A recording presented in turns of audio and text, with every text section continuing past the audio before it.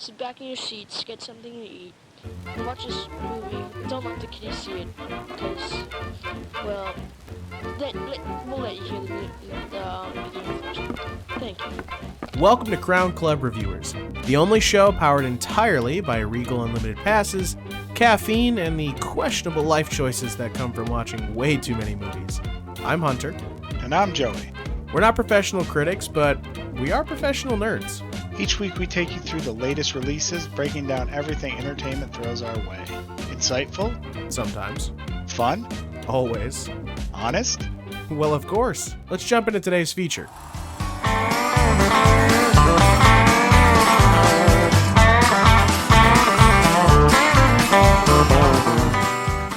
Breaker 19, Sluty, you got your ears on?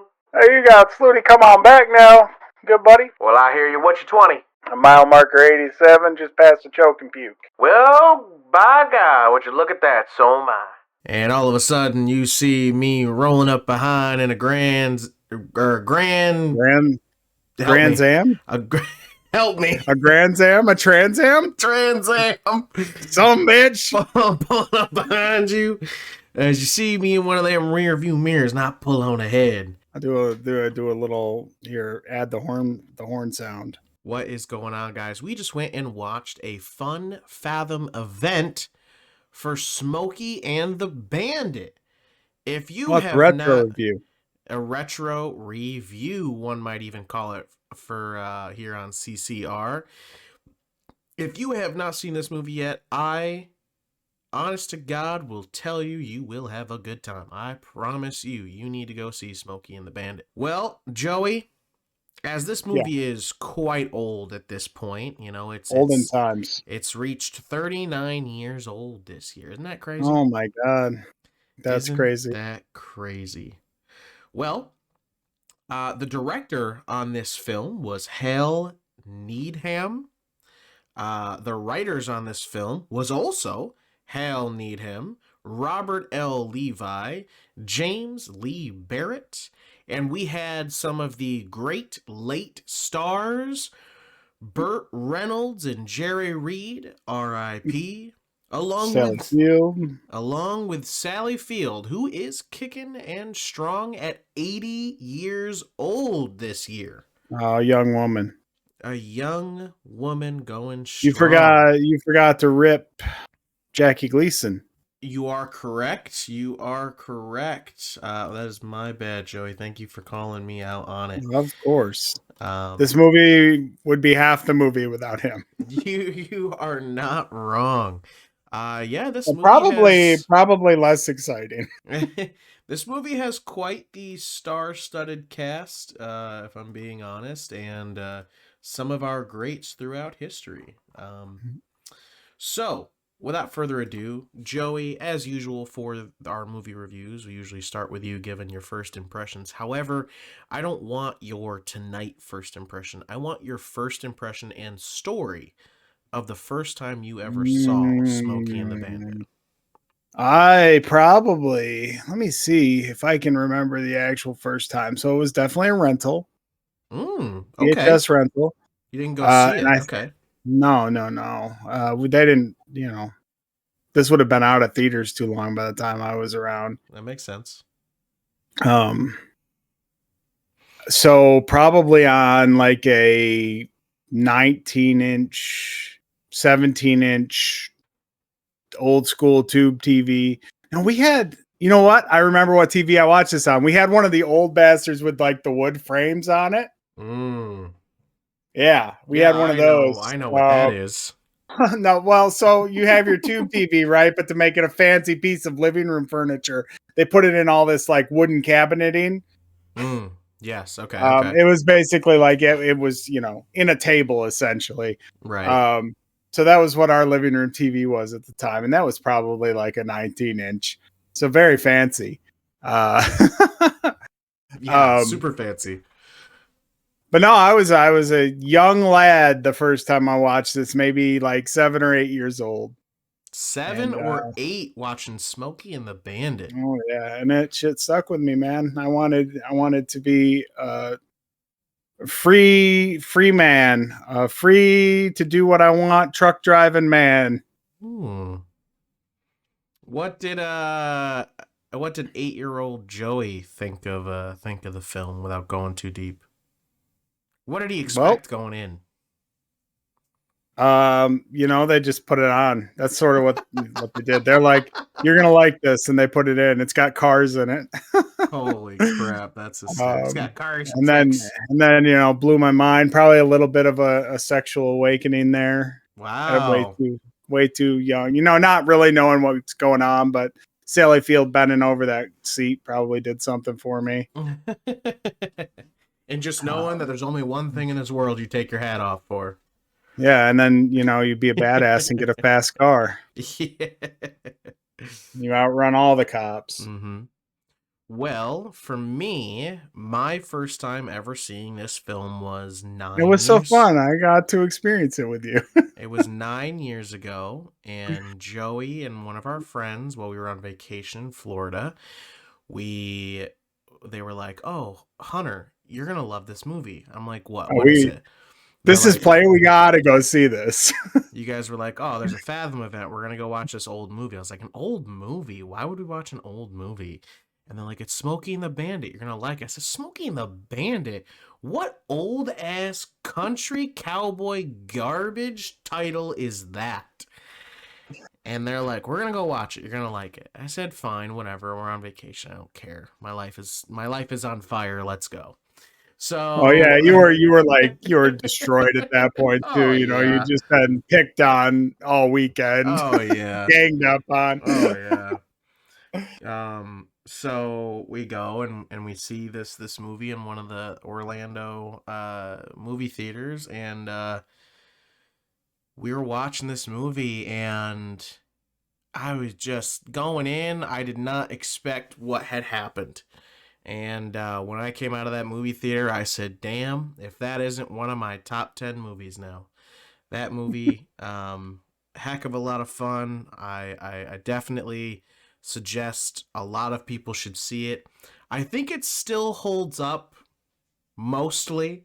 And it's something we can talk about in the next portion. Yeah. As we started getting into this, I think I have a point to touch on about that. But yeah. So if you haven't seen Smokey and the Bandit, the idea is these two guys keep making this bet that nobody can go to Texas from Georgia, pick up this beer, and bring it back to Georgia in 28 hours.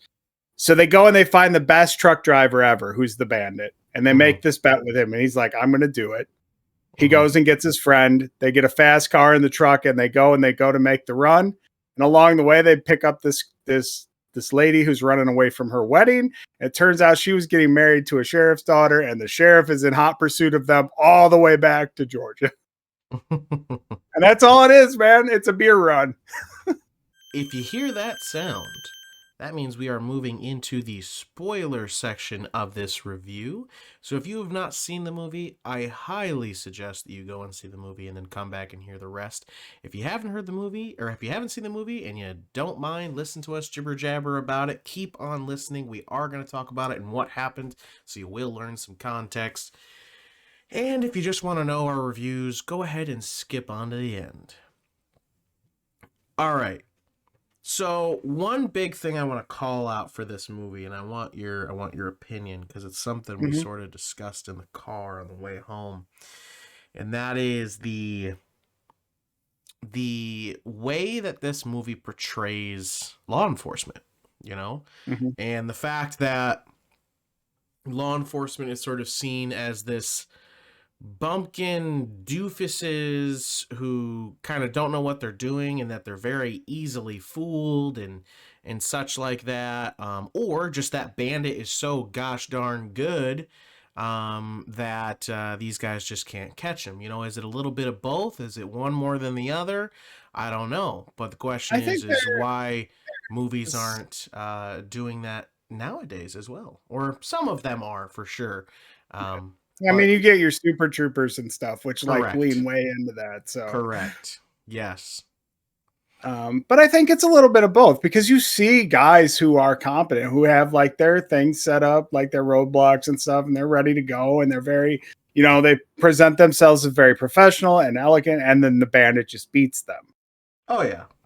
And along the way, obviously, too, you have your doofuses who are like, I'm going to get him. And then they're the first ones that like go off the road or whatever, know? Because even though, most of them have like their captains or their lieutenants and things with them. And they're like, you all right, Sheriff? Are you okay, Captain? I'm fine, aren't I? Many. It's interesting like too. And I wonder if you guys discussed this, but you see them all weighed against Gleason's character, Buford T. Justice, who is the antagonist of this movie. Yes, Buford T. Justice. He is the super cop that's chasing Bandit the whole way. And he's, veteran. He's, and he's absolute justice. And he's like, I'm going to take this guy down. And so you see all the cops compared to him. And there's like a weight there. And he's definitely not presented as like, an eloquent person, right? Mm-hmm. Oh yeah, he's in a lot of cases he seems less professional than these guys, but he's the only one that makes it like all the way to the end, right? I will question the whole making it to the end, because that car sees absolute better days. I mean, that car is running on a nickel and soda at that point by the end of the movie. How it makes it, I have no idea. But Buford T. Justice, that's another fun thing to bring up, in the fact that, sure, he does make it all the way to the end. And even Bandit acknowledges, he's like, Buford, if you aren't one of the best sheriff or cowpoke out there that's ever chased me down, I applaud your tenaciousness and all that. And the question is whether he's actually messing with him or if he's being true.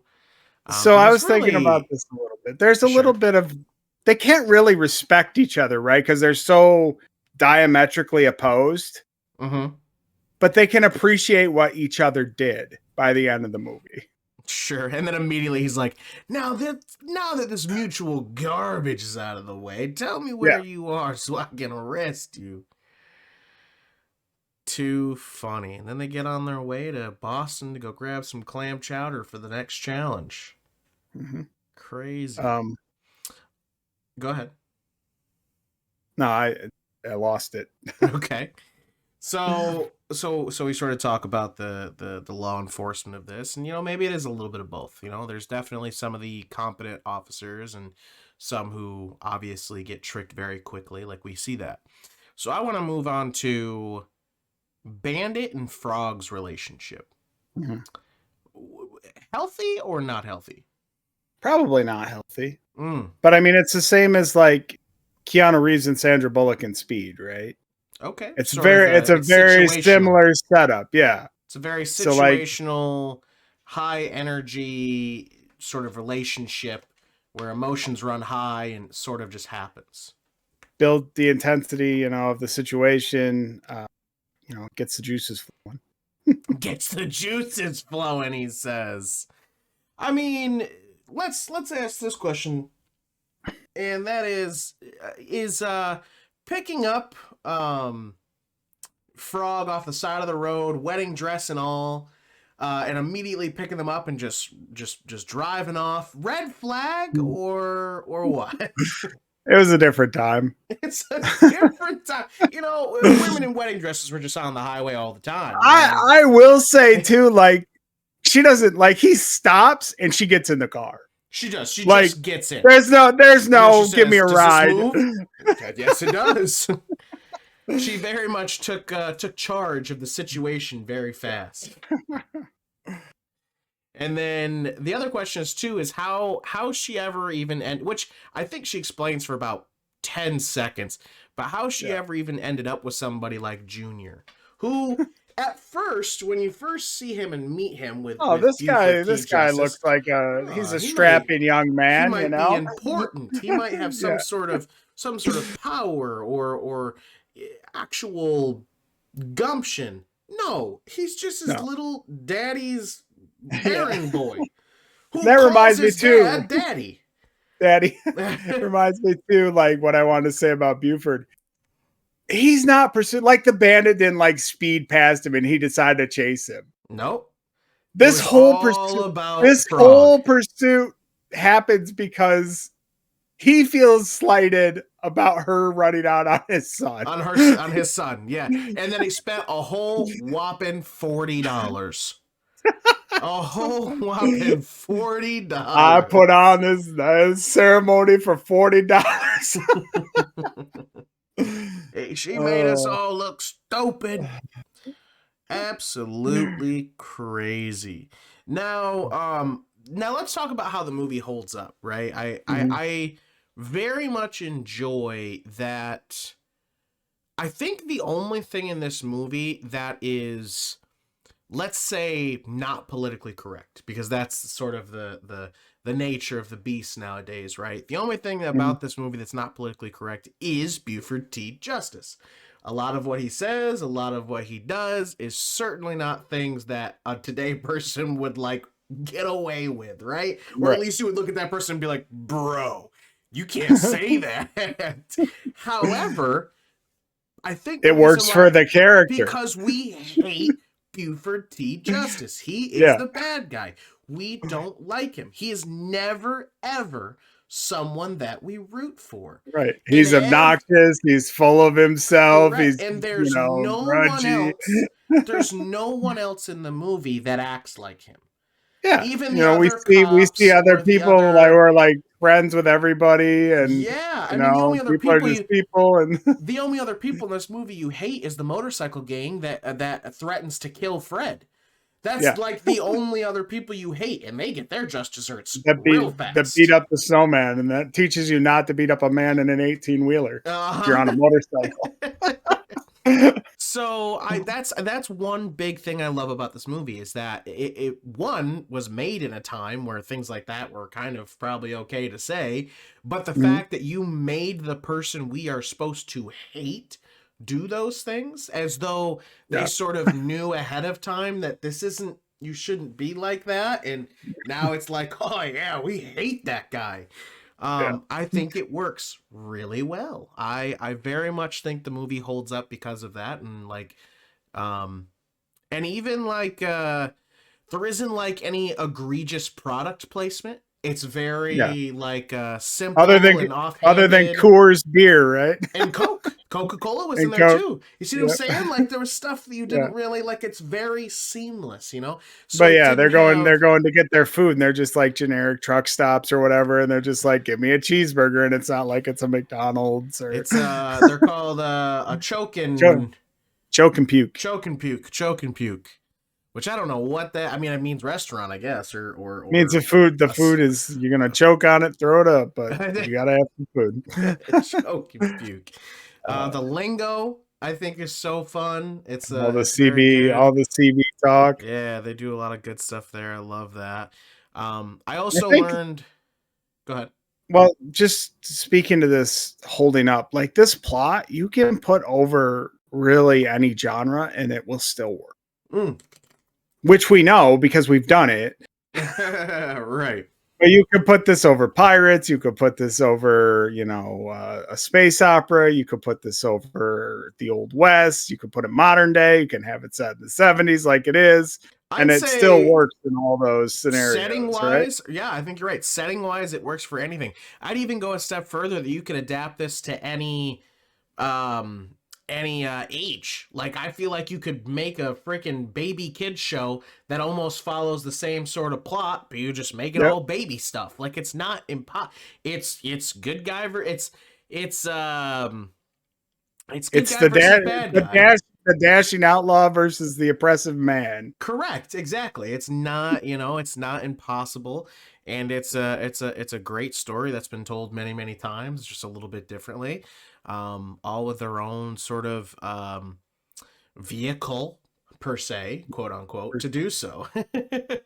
And yeah, you're right. I mean, it's been played many times and it works so well. Also, what I think is really funny is immediately the first time you see Bandit, I go, "Is that Pedro Pascal?" Because young Burt Reynolds. No, I have to say this the other way. Pedro Pascal looks just like young Burt Reynolds. There we go. It's almost uncanny. Like, you put a mustache on Pedro Pascal and he looks just like young Burt Reynolds. It's crazy. Yeah. Guy has and of course Burt Reynolds over the years did absolutely amazing stuff afterwards. Now, don't go and see Smokey and the Bandit 2 and don't see Smokey and the Bandit 3. You only ever need to see the first one, and that's all you need. Not really any more needed for that. But speaking of vehicles, this existed a day before we could just CGI a car into a movie. Oh my gosh. I wanted to talk about that too as we were leaving. Like, this is back in a time when we actually still were using vehicles to shoot movies. I am so sick and tired of the CG. Use a real vehicle. It costs more. It probably costs just as much to do a CGI. Like, at the cost of RAM and technology and all this bull crap, there is no way it ain't cheaper to go get a real car and shoot it a couple times. Like, there's just something to like the sound and like you can duplicate that with Foley, but it doesn't have like the same. Every engine sings its own tune, right? Now, like the truck sounds are different, the car sounds are different, the way the tires work on different pavement. Oh yeah. And then like you can actually see like, you know, they did these stunts for real, man. When he jumps the river. Yep. That's a real car. Oh yeah. Yeah, so it just goes to show you how well like real practical effects can elevate a movie, I feel like. And this is what makes this such a great film. Which is just awesome. I really would love to see more actual things getting used, but you know, we get things like Gran Turismo and F1 and they're like, "Oh, it's real." And then immediately after, it wasn't real. Like, come on. It ain't hard. It ain't hard. It really ain't. But, and you know, there's an element of danger there with the stunts, like yes, obviously. But you know, we just watched Free Guy, and like that's not going to exist anymore because they're not going to get hired because somebody's just going to be like, "Oh, we'll just CGI the car in." Yeah. Yep. I will say throughout the entire film, there's only one moment where I was like, "Oh, that's the stunt doubles." Like, there's only one moment when I was like, that's not them, that's stunt doubles. And it's when they're doing the chase, they're doing a chase scene early, and they go through like a gas station that has a little downhill, and then they do like a U-turn and head out. You can clearly see it's two men in the car. And like, and who's being Burt Reynolds has like blonde hair, and the guy who's being Frog is just like, I feel like you can see his huge rugged chin and everything, and he's just like, it's crazy. But it's the only time. So other than that, I mean, you're not really taken out of the film. It's very, very well done. I think all the dialogue in this is really snappy too.